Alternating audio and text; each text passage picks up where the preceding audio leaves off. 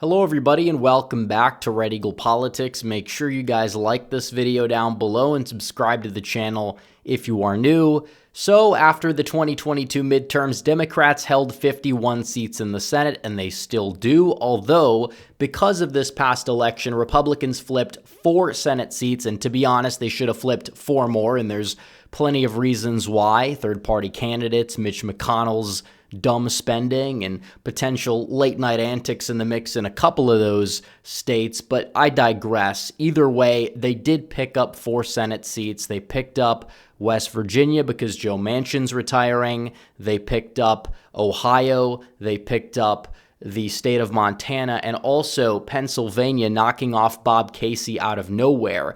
That was huge for them. Obviously, it would have been even a bigger victory for them if they were able to win the races that they lost by, I think, a combined like 150,000 votes or so when you add them all up in Michigan, Wisconsin, Arizona, and Nevada. But still, they put themselves in a good position. And because they've lost a lot of these races in a lot of these competitive states, they've left a lot off the table, but their ceiling, now that they've solidified these red states, which are now due to polarization going to stay in that column for probably a while, they've raised their floor up near 50% to the point where Democrats basically have to run the table in order to maintain a very slim majority in the Senate.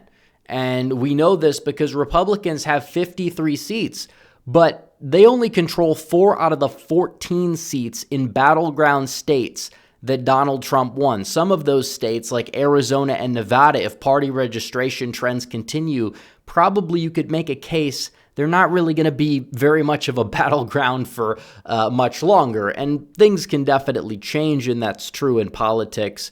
But one thing we do know is with polarization kicking in, with the new census, it's looking good for Republicans in terms of how many electoral votes they're going to be able to start off with because of certain states like Texas and Florida gaining and certain states like California losing. That's at the presidential level, but the Senate level is also crucial because you can't get anything done if you don't have control of Congress, and it's very possible that Democrats are not going to be able to control the upper chamber unless something drastically happens for a while. And I'm going to show you guys why in this video. We're going to break down the maps a little bit for 2026 and also talk about 2028 and 2030 and kind of explain how difficult it is for the Democrats. But really quickly, I do have to tell you guys about our merch store because our merch is back for those who don't know, but it may not be back for long.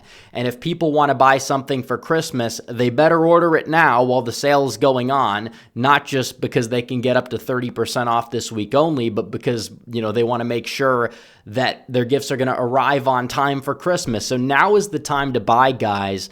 We have all these epic new designs. We've got ornaments. We've got the epic Doge mug, the election map mug, unburdened by what has been, the Trump I'll be home for Christmas mug. These are great stocking stuffers, guys. We have a lot of great high quality merchandise, from coffee mugs to ornaments to t-shirts to hoodies to crew neck sweatshirts to long sleeve tees to blankets to posters to wrapping paper to even candles and now hats. 66 5-star reviews. I highly recommend it, guys. Check out the merch store. Get your Christmas gifts now so they can arrive on time at shop.redeaglepolitics.com. The link will be in the description and pinned comment down below. So we talk about the Senate, and that's important. We got to look at the Senate map. And right here, I have covered in the states that are solid states that are not going to really have competitive races, barring something crazy, in the safe colors. And then you have the swing states in the lean colors here. I know Maine is technically a race that a lot of Democrats believe they might have an outside chance in 2026. So that is technically true. It could very well flip. But for the purpose of just highlighting the swing states with the different color, we've left those on the lighter colors, and then we've put the safe states in the darker colors, regardless of whoever is in control of those states. So Republicans have 53. So I wanted to talk about the 2026 Senate map.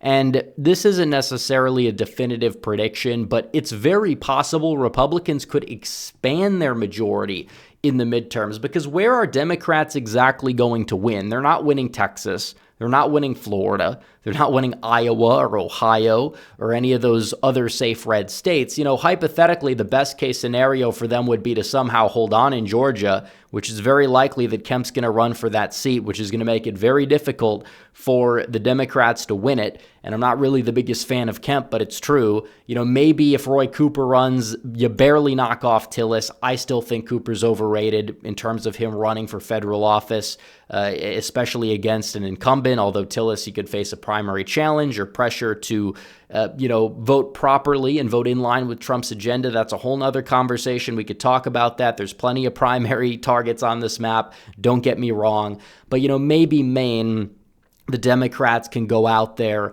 and let's say they find a star candidate who surges overnight and knocks off Susan Collins. Okay, they're only at 49 Senate seats.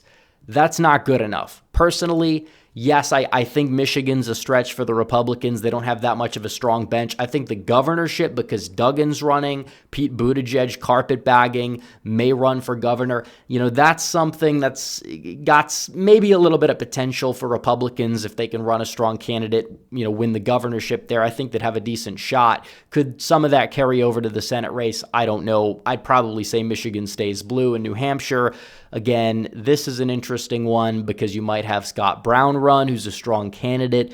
But again, it's not exactly a race I would say would start off in the toss-up category, let alone the Republican column. So I think Maine probably stays with Collins, even if it's a little bit narrower than it was in 2020. And then I think North Carolina will stay with the Republicans, and I think that Kemp probably will knock off Ossoff in Georgia. I think he starts off favored. I don't think it's a guarantee, but it could be like the Florida 2018 of 2026. So when you look at this, Republicans out of the gate, they start off with 54 potentially after the 2026 midterms. Already you're talking about them going and flipping a seat in Georgia.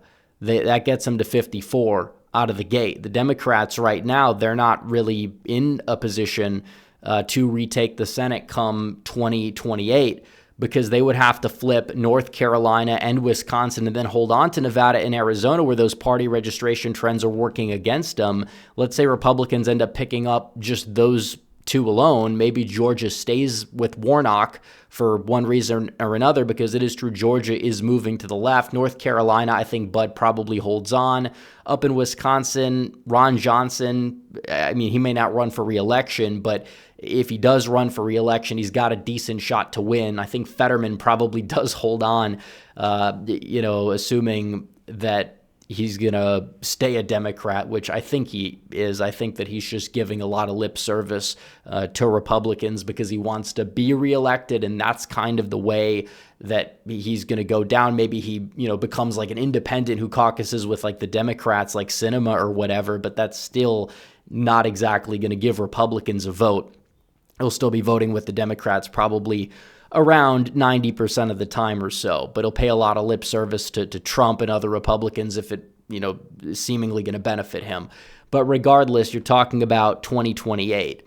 Yeah, that's the very plausible map that you have. I'm not going overboard here and saying Georgia goes red and Pennsylvania goes red, but you're looking at Arizona and Nevada already, just assuming it's like a toss-up election at the presidential level. Yeah, 56 Senate seats.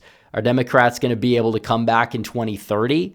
Then they're going to have to defend again the Democrat seats in Wisconsin, Arizona, Nevada, and Michigan. And it's very possible that, Republicans do go out there and they do flip those seats in the Southwest as it becomes more Republican as the realignment continues.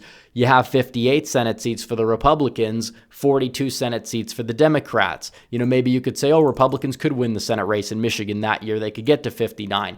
I'm not saying it's going to happen because this is like a best case scenario overall.